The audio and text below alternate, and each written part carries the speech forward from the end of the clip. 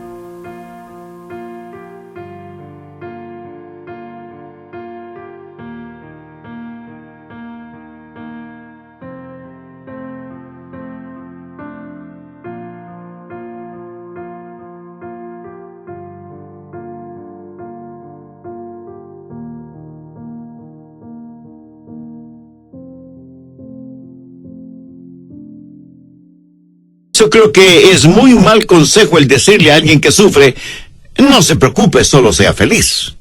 Es más, creo que es un consejo cruel. La gente no puede ser feliz todo el tiempo. No puede estar con una sonrisa todo el tiempo. Alguien dijo que quien sonríe todo el tiempo, aún sin motivo, de seguro que tiene malas intenciones.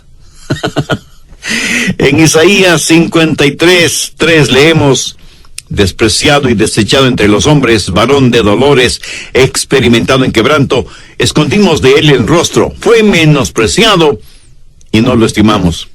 Y sin embargo, la Biblia dice mucho acerca del gozo del Señor, quien fue ungido con aceite de gozo. Creo que cuando alguien asegura que es feliz todo el tiempo, trata de engañar a los demás, engañándose a sí mismo. ¿Por qué no podemos ser felices todo el tiempo? Porque nuestra vida está llena de tragedias, dolores, quebrantos, odios, envidias, celos y guerras. Y sin embargo, el cristiano puede tener gozo a pesar de las circunstancias negativas que esté viviendo. Sabe que el gozo es importante para atraer gente a Jesucristo. Nada hay más importante que el conocer al Señor Jesucristo en forma personal. Una fe fría y árida no tiene ningún atractivo. El rey David, debido a su pecado, perdió la comunión con Dios y perdió su gozo interno. Y en el Salmo 51, él oró de la siguiente manera: vuélveme el gozo de tu salvación, y espíritu noble me sustente. Entonces enseñaré a los transgresores tus caminos, y los pecadores se convertirán a ti. David está implorando a Dios el restablecimiento de su gozo para poder testificar, para poder traer a otros a Dios. Verá, el gozo es la prueba de que lo que tenemos es real y satisfactorio. Pero el gozo no solo es necesario para testificar, sino que también es necesario para vivir la vida cristiana. La Biblia dice que debemos servir al Señor con gozo, y el profeta Nehemías declaró que el gozo del Señor era su fortaleza. Es el gozo el que lubrica nuestra vida, y levanta nuestras cargas, y alivia nuestro dolor, y quita la sequedad y el cansancio de nuestro trabajo. ¿Sabe que hay 4 ingredientes en el genuino gozo? El primer ingrediente lo encontramos en Romanos 5, versos 1 y 2.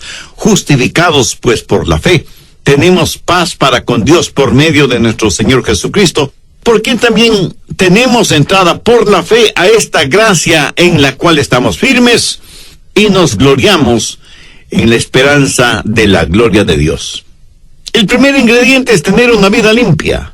ser limpio y puro delante de Dios y tener la absoluta certeza de que no hay pecado entre usted y Dios, eso debe proporcionarle un gozo indescriptible.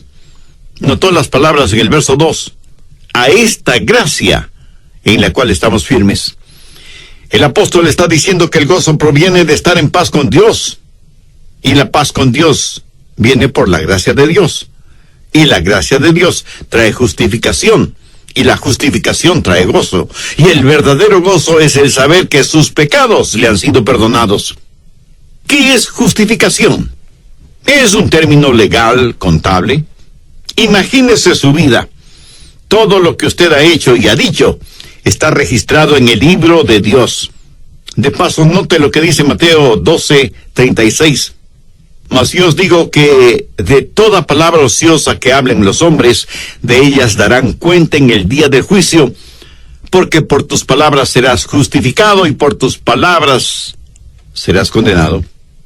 Dios conoce y sabe cada uno de nuestros pensamientos, nuestras palabras, nuestras acciones, nuestros éxitos, nuestros fracasos, nuestras mentiras. Cada cosa que hemos robado, grande o pequeña, cada pensamiento perverso, cada deseo lujurioso, todo, absolutamente todo, está registrado en el libro de Dios. Pastor, ¿qué tiene que ver eso con la justificación? Bueno, escúcheme atentamente. Cuando Dios le justifica, Él borra todas esas cosas del libro de registro y las pone, por así decirlo, en el libro contable de Jesús. Y Jesús escribe encima de todos esos pecados, pagado en su totalidad con la sangre del Calvario. Pero eso no es el todo de la justificación. Dios toma toda la justicia, la santidad, la pureza de Jesucristo y las pone a su favor. En otras palabras, usted es justificado, es revestido con la justicia de Cristo. Cuando eso sucede, somos limpios. Y cuando estamos limpios, tenemos gran gozo. Jesús envió a 70 de sus seguidores de 2 en 2 a predicar. Les dio poder y autoridad espirituales. Cuando ellos regresaron rebosantes de gozo y diciendo, esto es maravilloso, aún los demonios se nos sujetaron en tu nombre. ¿Qué es lo que les dijo Jesús? Veamos Lucas 10:20. Pero no os regocijéis de que los espíritus se os sujetan, sino regocijaos de que vuestros nombres están escritos en los cielos. Mejor que tener poder para sujetar demonios es el que usted sea justificado y de que su nombre esté escrito en los cielos. Eso es justificación. Ahora, si la limpieza interior trae gozo, ¿qué es lo que elimina el gozo de su vida? El pecado. Cuando usted como cristiano y después de haber sido justificado permite que el pecado se infiltre en su vida, eso destruye el gozo. Por eso David oró diciendo, vuélveme el gozo de tu salvación. Si usted es salvo, no puede perder su salvación, pero sí puede perder el gozo de su salvación. Si usted es un cristiano y va donde su doctor y él le dice que tiene cáncer, eso no puede quitar el gozo de su corazón. Si tiene un hogar roto, eso no puede quitar el gozo de su corazón. O cualquier otra circunstancia negativa no podrá quitarle el gozo de su corazón porque esa es una posesión suya, interna. Exteriormente usted perderá felicidad y alegría, pero interiormente jamás perderá el gozo de su corazón. Hay una sola cosa que puede hacerle perder ese gozo. Ya lo dije, el pecado. Usted me pregunta, pastor, ¿y qué si alguien me hace algún daño? Eso no le quitará el gozo de su corazón, pero sí quitará el gozo del corazón de la persona que le ha hecho el daño. Si usted quiere saber lo que una persona es, no mire sus acciones, mire las reacciones. Pongámoslo en términos personales. ¿Cómo reacciona usted cuando alguien, sin respetar el turno, se adelanta en la fila? O cuando alguien le gana el único estacionamiento disponible. O cuando le insultan sin que usted haya dado motivo. Verá, podemos planificar nuestras acciones para impresionar a los demás, pero nuestras reacciones revelarán lo que realmente somos delante de los demás. Si alguien me golpea por predicar el Evangelio, eso no quita mi gozo. Le quitará el gozo a la persona que me golpeó, pero no a mí. De hecho, eso hasta podría aumentar mi gozo. La Biblia dice que debemos regocijarnos cuando por causa de Cristo somos perseguidos, insultados, vilipendiados.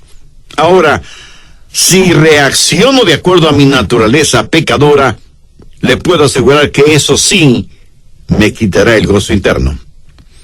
Hay una sola cosa que puede quitarnos el gozo de nuestro corazón. No lo que dice nuestro cónyuge, o lo que hagan nuestros hijos, o lo que murmuren los vecinos, o cualquiera otra circunstancia. Lo único que puede quitar el gozo de nuestro corazón es el pecado, y una sola clase de pecado: el suyo propio. Porque no estoy hablando del pecado de los demás, sino de su propio pecado. Verá, cuando somos justificados, somos hechos justos delante de Dios, y la carga de nuestros pecados desaparece. No hay ningún pecado que se interponga entre Dios y nosotros. Y ahí es cuando comienza nuestro gozo. No nuestra felicidad, sino nuestro gozo. Entonces dirá como David: vuélveme el gozo de tu salvación. El gozo que le fue dado cuando se salvó. El gozo que necesita ser restaurado si es que ha permitido que el pecado se infiltre en su corazón y en su vida. El ser humano más miserable sobre la tierra no es el pecador no arrepentido. Es el hombre que, habiendo sido salvo, ha roto su comunión con Dios, ha menospreciado la amistad con Dios y por lo tanto ha perdido el gozo de su salvación.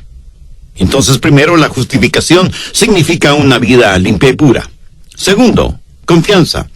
En Romanos 5:2, note las siguientes palabras: nos gozamos en la esperanza. ¿Qué significa la palabra esperanza? Significa confianza en la palabra de Dios. No significa tal vez, a lo mejor, espero que así sea, etcétera. Literalmente significa una confianza sólida como la roca basada en la palabra de Dios. Un cristiano sabe que sin que importe lo que le suceda, todas las cosas le ayudan a bien, porque son realizadas por Dios para su gloria y para nuestro bienestar. Por eso nos regocijamos en esa esperanza. Muchos dicen que la situación de nuestro mundo actual es sin ninguna esperanza. Escúcheme, si usted es un hijo o una hija de Dios, no hay ninguna situación sin esperanza para usted. Y esa es una muy buena razón para que estemos gozosos, ¿no le parece? El gozo produce confianza. Varias veces Pablo dice que debemos regocijarnos en la esperanza. Romanos 12:12 dice: gozosos en la esperanza. Piense en la peor cosa que podría sucederle. Ahora tenga la seguridad de que para Dios no hay cosas imposibles de solucionar. Pastor Rogers, ¿qué diría si su doctor le dice que solo le quedan 5 minutos de vida? Pues diría: por fin voy a ver a mi Salvador, por fin voy a ser hecho a su semejanza. ¿Lo entiende? Este es un gozo firme frente a la pena, al dolor, gozo triunfal frente a la tribulación. Ahora podemos entender las palabras de Pablo cuando dijo: sobreabundo de gozo en todas nuestras tribulaciones. Dios espera que nos regocijemos aún en nuestras tribulaciones. El escritor de Hebreos lo dice de la siguiente manera: y el despojo de vuestros bienes sufristeis con gozo. Permítame describir algo hipotético. Un domingo después de la iglesia, usted y su familia regresan a casa y con sorpresa y dolor ven que han sido visitados por los amigos de lo ajeno. Les han robado absolutamente todo: electrodomésticos, equipos electrónicos, televisores, joyas, las reales y las de fantasía. Hasta los álbumes de fotografías se han llevado. O peor aún, su casa ha sido devorada por un incendio. De ella no quedan sino humeantes montones de escombros. ¿Tendría todavía gozo? Bueno, escúcheme. Si su gozo dependía de las cosas que le robaron o de la casa que se incendió, pues no tendrá ningún gozo. Pero si su gozo provenía de Dios y usted tiene a Dios, las circunstancias no podrán quitarle ese gozo. ¿Qué hubiera pasado si cuando los ladrones entraron a robar, ustedes hubieran estado ahí? O cuando la casa se incendió, ustedes hubieran estado ahí. Piénselo. Y se dará cuenta que a pesar de todo, usted tiene motivos más que suficientes para regocijarse en el Señor. Hace algún tiempo recibí una carta y quisiera compartirla con ustedes, algunos trozos de la misma, porque son relevantes con el tema del cual estoy hablando. O sea, el genuino gozo a pesar de lo que pueda pasarnos. Dice la carta: Pastor Rogers, le escribo para contarle algo que me pasó en estos días. Preparándome para ir al trabajo, estuve escuchando a Steve Green cantando el himno intitulado ¿De dónde procede mi gozo? Y en una de sus estrofas dice: los ladrones pueden robar mis tesoros, pero ellos no tienen la llave del santuario en donde el Espíritu de Dios vive en mí. Salí de la casa a las 7 de la mañana y por lo general tengo 30 minutos para escuchar una emisora cristiana y me ayuda a prepararme para el día de trabajo. Esa mañana escuché uno de sus mensajes referente a la fuente de nuestro gozo. Recuerdo que usted dijo: si algo trágico o traumático sucede, la muerte de un ser amado, ladrones que le roban todo en la casa, un asalto a mano armada, le despiden de su trabajo, o cualquier otra cosa parecida, eso y muchas otras cosas no serán más que suficientes para hacerle perder su gozo. Si es así, debe considerar de dónde proviene su gozo. Si su gozo depende de las personas o de las cosas, cuando las personas le fallan o pierde las cosas, le puedo asegurar que también perderá su gozo. Pero si su gozo está en el Señor y proviene del Señor y Él está en el trono de su corazón, nadie le puede quitar ese gozo interno. Pastor, eso es lo que usted dijo en su mensaje. Poco después de haber llegado al trabajo, recibí una llamada telefónica de mi hijo para informarme que cuando llegó a casa encontró las puertas abiertas, la casa vandalizada y todas nuestras cosas habían sido robadas. Entonces comprendí que Dios me había estado preparando para eso esta misma mañana. Las palabras de su mensaje vinieron a mi mente. Y si alguna vez me pregunté cómo es que Dios puede hablar a una persona, ahora lo sé. Cuando llegué a casa, lo que vi fue deprimente. Nunca como en ese instante había sentido la necesidad de llorar. Nos tomó toda la tarde el arreglar todo el desorden que los ladrones habían dejado, y sin embargo, un sentido de gozo era casi palpable en mi interior. Pastor, este es un día que nunca lo olvidaré. No por lo que nos robaron, sino por la forma en que Dios me habló por medio de su mensaje, y comprobar que en verdad los ladrones pueden robar mis tesoros, pero ellos no tienen la llave que abre las puertas del santuario en donde el Espíritu de Dios vive en mí. Y aunque los ladrones regresen, qué estupendo es saber que mi gozo interno está bien protegido. ¿No es eso una carta extraordinaria? De eso es de lo que estoy hablando. No de algo retórico, sino de algo real. Su gozo debe proceder de Dios. La Biblia dice que nos debemos regocijar en la esperanza, o sea, gozarnos en la seguridad que tenemos en Dios. Porque el diablo no tiene la llave del santuario de nuestra intimidad con Dios. Una de mis hijas, cuando aún estaba en el colegio, escribió lo siguiente: gozo a través de mis lágrimas y ganancia por medio de mis pérdidas, belleza de la ceniza y coronas de mis cruces. Él sana mis heridas y seca mis lágrimas, calma mis tormentas y conquista mis temores. Me hace caminar por lugares especiales e inunda mi alma con gracia celestial. Cuando soy débil, su fortaleza me hace fuerte. Sé que puedo confiar en Él, porque Él nunca se ha equivocado. Las pruebas vendrán y las tentaciones me asaltarán, y aunque yo fracase, Él nunca me faltará. Así que, Satanás, te ato en su santo nombre, porque en la cruz la sangre de Jesús te derrotó. Cuando llega la duda, yo no estoy sola. Cuando mi corazón está triste, levanto mis ojos hacia el Salvador, y Él me llenará de su gozo. Mi amigo, cuán cierto es esto. Gozo a través de mis lágrimas y ganancia en mis pérdidas. ¿Lo ve? Gozo que tiene sus raíces en la justificación y en la confianza, y nos regocijamos en la esperanza, porque nada es sin esperanza para la hija o el hijo de Dios. Tercero, entrega, compromiso. Romanos 5:1. Justificados pues por la fe tenemos paz para con Dios por medio de nuestro Señor Jesucristo.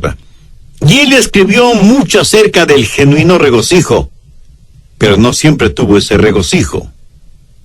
En uno de sus libros, él escribe sobre el secreto de su gozo y cómo encontró ese gozo. Escuche lo que él escribió. El gozo comenzó en mi vida una solemne e inolvidable noche cuando me puse de rodillas frente a Cristo y tuve la luz de su Espíritu Santo enfocada sobre una cosa sucia que tenía en mi corazón. Y la tenía guardada allí. Casi ni me acordaba de ella. Había estado viviendo muy desordenadamente por algún tiempo, cuando un joven pastor invitado vino a nuestra iglesia, y escuchándole, sentí que él tenía el secreto del éxito que yo no lo tenía, pero que lo estaba buscando. Así que hice una cita para conversar con él al día siguiente, temprano en la mañana, y cuando estuvimos juntos después de los preámbulos conversacionales de rigor, le dije, debí confesarle que soy un pastor cristiano, pero que me siento completamente infeliz. La congregación de la iglesia espera mucho de mí, pero mi corazón está lleno de tristeza, de pecado. ¿Cómo podría ayudar a nadie en esa condición? ¿Cuál es el secreto de su vida, evidentemente llena de regocijo? Y él, en forma sencilla, simple, me preguntó, hermano Meyer, ¿se ha entregado completamente a Jesucristo? Y yo, un tanto sorprendido por la pregunta, le respondí casi dubitativamente, bueno, en términos generales, sí. Y él, con una sonrisa casi imperceptible, me dijo, no hay generalidades delante de Dios. Si usted no está entregado total y completamente a Dios, tenga su tiempo íntimo y personal con Dios y arregle este asunto sin pérdida de tiempo. Así que esa noche, con la puerta de mi cuarto cerrada con llave y arrodillado junto a mi cama, me propuse no irme a dormir hasta que no hubiera arreglado el asunto y me haya rendido yo y todas mis cosas al servicio de Jesús. Me dio la impresión de que Jesús estaba de pie a mi lado. Saqué de mi bolsillo un llavero con todas las llaves de la casa. Saqué de ese llavero una llavecita pequeña. Y poniendo en la palma de mi mano el llavero, extendí mi brazo hacia donde yo tenía la impresión que estaba Jesús y le dije, Señor, aquí están las llaves de mi vida. Él, con un tono de tristeza en su voz, me preguntó, ¿están todas las llaves aquí? Y yo le contesté, todas excepto esta pequeña llavecita de una gaveta en mi escritorio, realmente nada importante. Y Jesús me dijo, hijo mío, si no puedes confiármelo todo, no confiarás en mí para nada. Y Satanás me susurró al oído, no debes entregarle esa llave. Además, si le permites que haga su voluntad en tu vida, ¿quién sabe lo que pueda pedirte después? No le entregues esa llave. Y finalmente dije, Señor, no puedo darte esta llave, pero estoy dispuesto a que me la quites. Me dio la impresión de que Jesús sostenía mi mano, con mis dedos cerrados sobre la llave, y con una fuerza gentil abrió mis dedos y me quitó la llave. Y luego se dirigió a la gaveta de mi escritorio, la abrió, y vi que ahí tenía guardado una cosa terrible y repugnante. Y Jesús me dijo, esto debes botarlo inmediatamente, y nunca, nunca, jamás volverla a tener. El instante que Jesús me quitó esa llavecita, en forma inexplicable me quitó también el deseo de poseer lo que tenía guardado en la gaveta. Quitó ese deseo de mi corazón y comencé a odiar aquello que había guardado tan celosamente y por tanto tiempo. Me entregué absolutamente a Jesús y le dije, Señor, desde esta noche, desde este mismo instante, deseo que tú hagas tu voluntad en mi vida. Pensé que al día siguiente sentiría una especie de desbordante emoción, pero no. Todo estuvo normal y en calma. La diferencia era que yo tenía la sensación de verdaderamente pertenecer a Jesús. Y durante todo el día estuve repitiendo, le pertenezco, le pertenezco. Y ese es el secreto de mi gozo. Me pregunto si usted o yo estamos guardando alguna llavecita que nos está impidiendo el experimentar el verdadero gozo. Alguien muy sabiamente dijo, si Jesús no es el Señor de todo, no es Señor del todo. Piénselo. Pablo está hablando de gozo, de limpieza, de justificación, de entrega y de rendirse frente al señorío de Cristo. Cuarto, comunión. Romanos 5:11. Y no solo esto, sino que también nos glorificamos en Dios por el Señor Jesucristo, por quien hemos recibido ahora la reconciliación. Comunión con el Señor. Recuerda que la Biblia dice que el fruto del Espíritu es gozo. Usted se regocija en el Señor. Gozo es el fruto del Espíritu. No es producto ni subproducto de las circunstancias. El genuino gozo se encuentra en la persona del Señor Jesucristo. Veamos algunos versículos al respecto. Filipenses 4:4. Regocijaos en el Señor siempre. Otra vez digo, regocijaos. Juan 15:11. Estas cosas os he hablado para que mi gozo esté en vosotros y vuestro gozo sea cumplido. Juan 17:13. Pero ahora yo voy a ti. Y hablo esto en el mundo, para que tengan mi gozo cumplido en sí mismos. Cuando usted está en comunión con el Señor Jesucristo, Él es la vid, y usted es el pámpano. Cuando está en comunión con Él, el gozo de Él viene a usted. No una imitación de gozo, sino su genuino gozo. Y nos regocijamos en el Señor y por medio del Señor, porque el gozo es el fruto del Espíritu. Cuando usted tiene una vida limpia, tendrá la confianza de que Cristo está sobre todo, y entonces se acerca a Él y hace un compromiso serio al declarar, Señor Jesús, soy total y completamente tuyo. Y se regocija en el Señor. No en ninguna otra cosa, ni en ninguna otra persona, sino en Dios mismo. Recuerde, usted...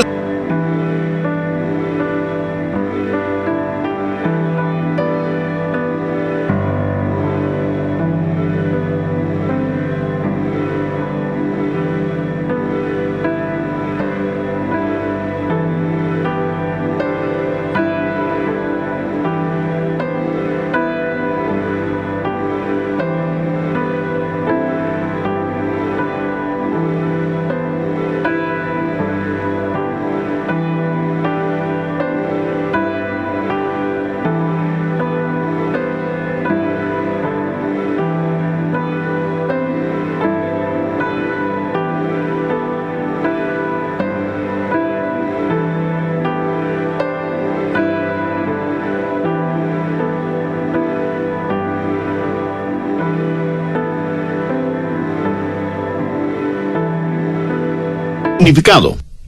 Yo no cambiaría mi vida ni por 10 segundos con el hombre más poderoso, influyente y rico sobre la faz de la tierra, si ese hombre no conoce lo que es el gozo del Señor. Ahora escúcheme atentamente. El regocijo es una opción.